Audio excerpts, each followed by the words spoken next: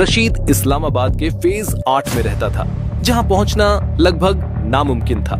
सीधा हमला अंतरराष्ट्रीय संकट का कारण बन सकता था। डोवाल ने अपने युवा अधिकारी विक्रम सिंह को बुलाया। अगर बाहर से नहीं तो अंदर से। विक्रम ने सिर हिलाया, लेकिन उसके मन में सवाल थे। कितना रिस्क, कितने लोग शामिल होंगे? डोवाल ने नक्शे पर उंगली फेरी। हम उनके घर के पास एक सेफ बेस बनाएंगे, ऐसा बेस जो शक के दायरे में न आए, लेकिन हर गतिविधि पर नजर रख सके। दिसंबर 2019 में दुबई की एक पुरानी जेल में एक पाकिस्तानी नागरिक फरहान अहमद बंद था। मामूली चोरी का केस, कोई बड़ा अपराध नहीं। फरहान एक आम ट्रक ड्राइवर था। पत्नी और 2 बच्चे कराची में इंतजार कर रहे थे। रातें बेचैन गुजरती थीं। एक दिन जेल के दरवाजे अचानक खुले। फरहान को बेल मिल गई। बेल कराने वाला शख्स था रॉ का एजेंट, जिसे पाकिस्तान में वकील साहब के नाम से जाना जाता था। एक शांत सूट बूट वाला आदमी जो डोवाल की सोच का हिस्सा था। वकील ने फरहान को बाहर निकाला और एक साधारण कैफे में बिठाया। मुझे तुम्हारी जरूरत है फरहान, वकील ने कहा, आवाज में वो शांति जो सालों के अनुभव से आती है। फरहान उलझन में था। उसकी आंखें घबराई हुई, हाथ कांप रहे थे। क्यों? मैं कौन हूं? वकील ने एक लिफाफा रखा जिसमें 50 लाख पाकिस्तानी रुपए थे। ये तुम्हारी जिंदगी बदल देगा। पाकिस्तान और दुबई में मेरा कारोबार है, मुझे भरोसेमंद पार्टनर चाहिए। फरहान ने सोचा, ये ऑफर असामान्य था, लेकिन पैसों की सख्त जरूरत ने शंकाओं को दबा दिया। कुछ महीनों बाद फरहान पाकिस्तान लौट आया, दिल में एक अजीब सा डर, लेकिन नई उम्मीद। वकील ने उसे इस्लामाबाद के फेज 8 में एक छोटा सा घर किराए पर दिलवा दिया। घर नंबर 47। रशीद का घर सिर्फ 200 मीटर दूर था। इतनी नजदीकी कि रात में खिड़की से रशीद की काली एसयूवी की हेडलाइट्स साफ दिख जाती थीं। उसकी आवाज सुनाई देती थी। फरहान को नहीं पता था कि वकील असल में कौन है।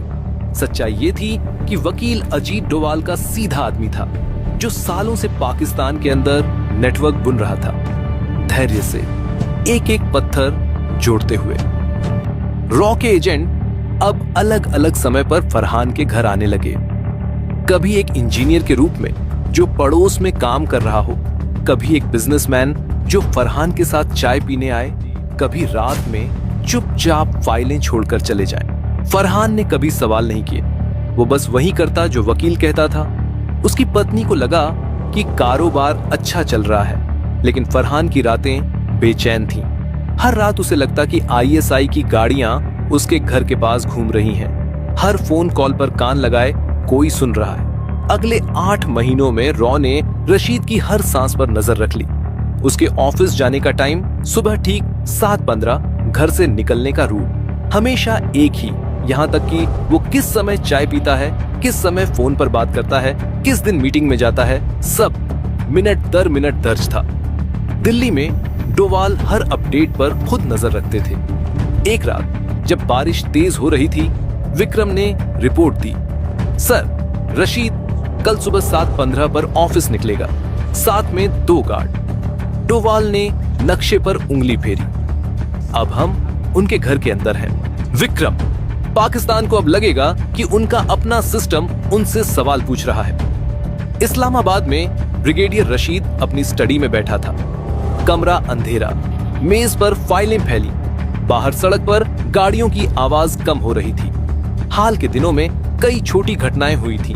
एक फंडिंग लाइन अचानक बंद, एक सहयोगी का फोन गायब, एक मीटिंग में अचानक साइलेंस। रशीद ने सिगरेट जलाई। कुछ गड़बड़ है, उसने अपने सहायक से कहा, आवाज में वो कंपी जो डर से आती है। भारत का वो शख्स अजीत डोवाल हमें छू रहा है, लेकिन कैसे? वो कभी सामने नहीं आता, लेकिन हर बार हमारे अंदर से करता है।